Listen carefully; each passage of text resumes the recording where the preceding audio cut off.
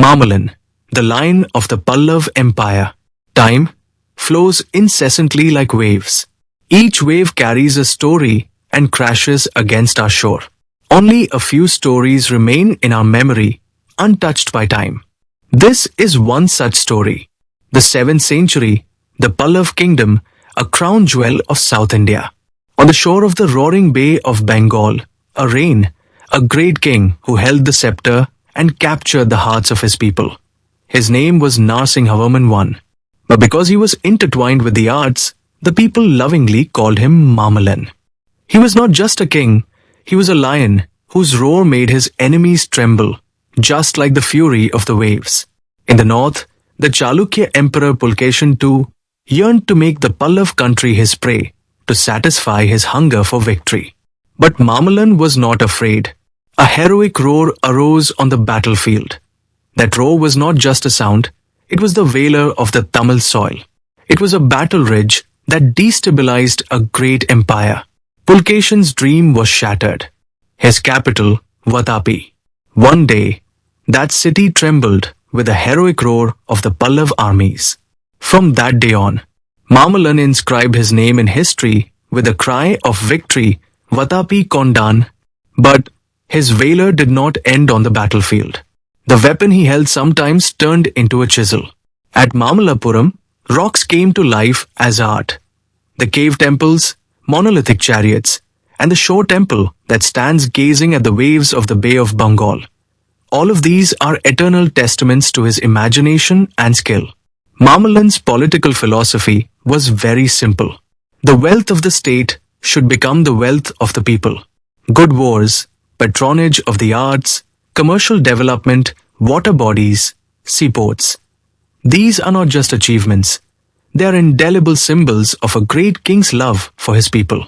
From the Kaveri in the south to the Krishna in the north, he was the unshakable pillar of the vast Pallav empire. Narasimhavarman, or Mamallan, was the only great king who embodied these three qualities: valor, art, and love for his people. His story continues to resonate through time. These waves may cease, but the history of Mamallan will never cease on this earth. As long as this earth exists, your name will endure. Your artistic creations will live forever. This is the heroic history of Mamallan, just the beginning of a great empire that reached the pinnacle of heroism. But Mamallan's story did not end with just battlefields. His thoughts, dreams, and creations carved by hand still live on today. After all, Mamallan was the son of Mahendravarman I, who was famous for carving sculptures out of rocks. Would a tiger give birth to a kitten? He was the great king who proved, through his art, that he was a son who surpassed his father. In the upcoming chapters, we will journey into the artistic world of Mamallan. Every cave temple he created, every monolithic chariot, every rock sculpture he carved has a story. Those stories are not just made of stone, they are historical documents that speak of the wonders of the 7th century and the artistic thirst of Mamallan. The wonders of Mamallapuram, which the hands of time cannot erase, are calling you. Do not miss the upcoming parts, because this artistic journey will take you back to the golden age of the Pallavs. Come, let's discover another dimension of Mamallan together. Mamallapuram, Mahishasuramardhini Cave Temple.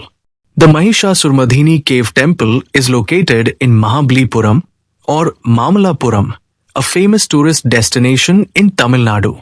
It is one of the UNESCO World Heritage Sites. This cave temple was built by Narasimhavarman I, the Pallav king. He was also known by the name Mamallan. The town was named Mamallapuram after him. The temple was built in the 7th century AD. Structure and sculptures of the temple. This cave temple and the lighthouse of Mamallapuram are located on the same hill. The cave temple is carved in the middle of the hill. The lighthouse is built on the highest point of the same hill. Therefore, the path that goes up from the base of the hill first passes this cave temple to reach the top of the lighthouse. At the entrance of the cave, there are 4 individual pillars and 2 semi-pillars attached to the wall on either side.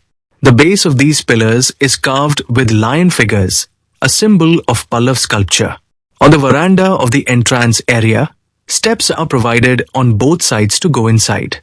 On the inner walls of the temple, there are two important bas-relief sculptures. Mahishasuramardhini sculpture, carved on the northern wall of the cave. This sculpture vividly depicts the scene of goddess Durga slaying the demon Mahishasura, seated on a lion. Goddess Durga has 8 hands, each with a different weapon.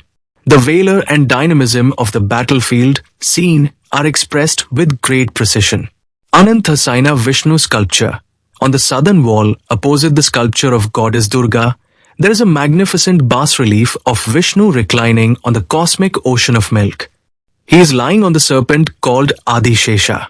This sculpture also features a scene where several gods, including Brahma and Shiva, are standing around Vishnu. The sanctum sanctorum and upper part of the cave.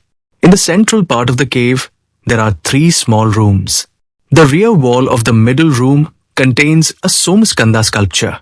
This depicts Shiva, Parvati, and their son Murugan on a single panel. Above the hill where this cave is located, there is a small structural temple called the Pulakeshin Temple. This cave temple is a great example of Pallava art, religion, and sculpture all in one place. To see our other posts about the Pallava kings and their magnificent works of art, and to encourage us, subscribe and watch what's in our playlist. Thank you.